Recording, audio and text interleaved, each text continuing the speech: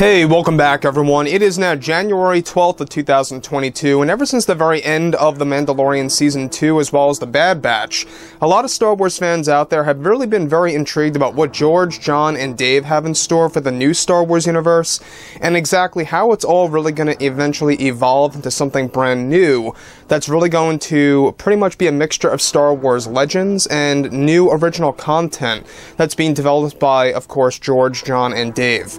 This is Mike Zero. Make sure to subscribe if you're new to the channel for future Star Wars updates. Also, by the way, guys, I am on Twitter at Mike01 if you guys want to go ahead and give me a follow on there. I do post a couple of entertaining things from time to time and really make sure to interact with you guys further. So we're now in a very interesting phase of Star Wars, given that we have, of course, George, John, and Dave really getting ready to make all these major announcements at Celebration of 2022. That's all going to take place by this May. A lot of things are in store for the Obi-Wan Kenobi TV series and the marketing run for that. Now, by the way, I'm sure that you guys saw the Book of Boba Fett Chapter 3, at least a lot of you guys out there probably did see it, and I gotta say, in my opinion, it was even better than Chapter 2. It's further proof that the Book of Boba Fett is just going to keep getting better and better with each and every step. So as of right now, we have, like, what, 4 episodes remaining until the series comes to a close, and the final episode is really going to open the gateway to many possibilities for George, John, and Dave to really introduce tons of new characters and familiar faces as well, so keep your eyes open for that.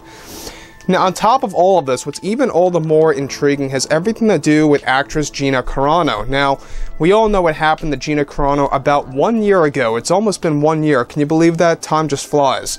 But in February of 2021 is when Gina Carano was fired from The Mandalorian, and in an improper way by Kathleen Kennedy, of course. We have seen exactly what happened with that and how the fans responded and how a lot of Star Wars fans pretty much, put down their Disney Plus accounts and pretty much did not look the other way for a very long time.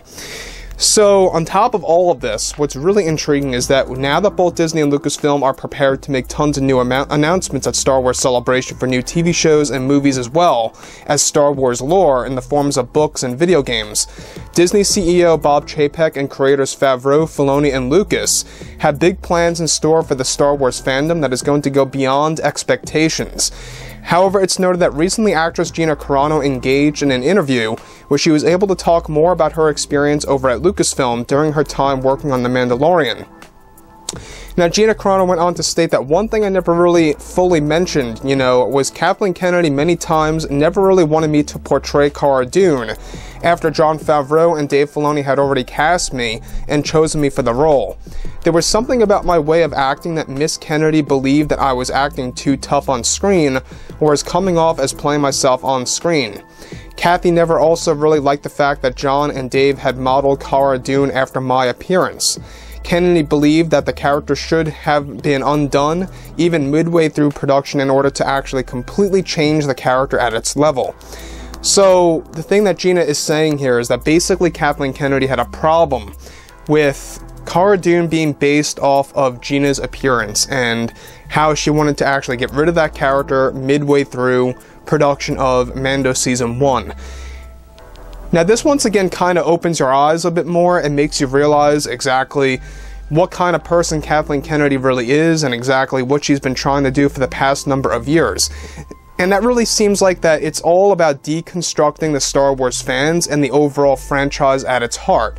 That's what it's starting to come off as. It's almost like as if when she's working on the Acolyte TV series, she said this numerous times that what she wants to do is that she wants to create new Star Wars fans. She wants to create a new era of Star Wars that is going to attract brand new fans that are not really familiar with George Lucas's work, that want to come in fresh.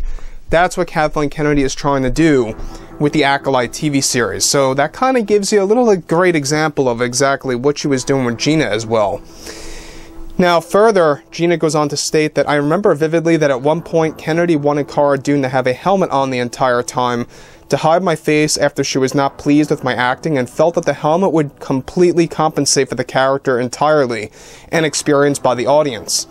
I never really understood what the issue was. I mean, I will agree I am no Meryl Streep, I am no top tier level of acting. But what I do know is that I was good and well received by people in other movies that I had actually been involved with, and especially in The Mandalorian by people's daughters. They just loved the character. The thing that Kennedy had told Favreau and Filoni once was that she believed that Cara Dune was too violent of a character for a young woman to look up to, such as people's young daughters. Let me just say one thing here. That's another thing that I fully disagree with. I don't know why Kathleen Kennedy would think about that.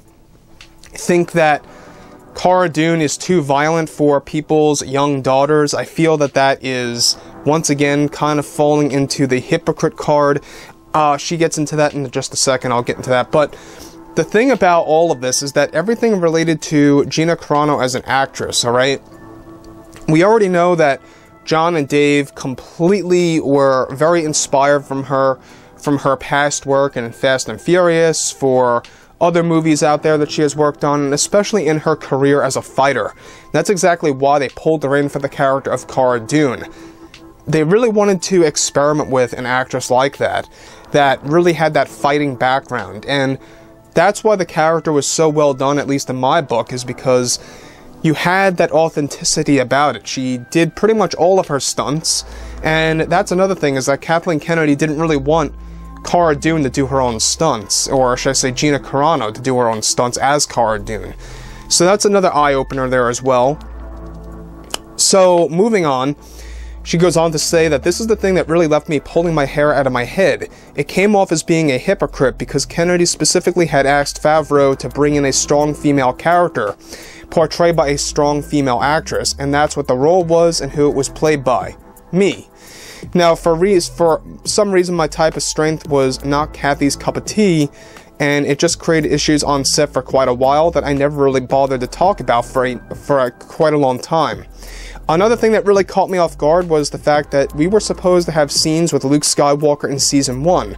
I don't know if I'm supposed to say this, but we had plans for Luke to come in earlier in Mando as a series than intended, and it was going to be a blast, but Kennedy was not having it. She felt Luke would steal the show from all the characters in Season 1. Well, look how Season 2 turned out. It turned out great. John and Dave have a great mind of how to balance everything between what's too much and what's too little.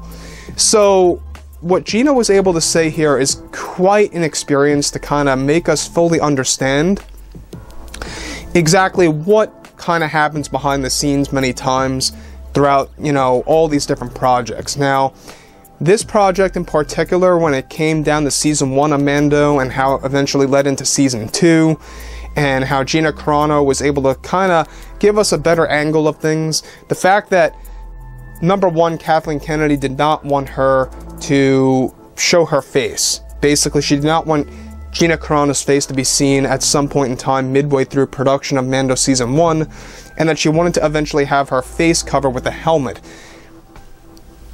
Again, I don't understand that. I really never understood the entire, you know, power grip out of that by Kathleen Kennedy of really kind of allowing John and Dave to do their thing and then stripping away those creative, you know, powers of theirs that they had in the beginning of the process of Mando Season 1. It really never made full sense to me.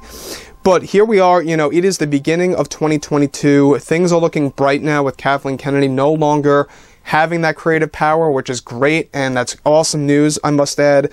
So overall, guys, you know, drop a comment below. Let me know through all of this in the comments, and if you guys did enjoy the content for today, do make sure to drop a thumbs up on this video to support the channel. I thank you all so very much for the kind support, and I'll catch you guys next time.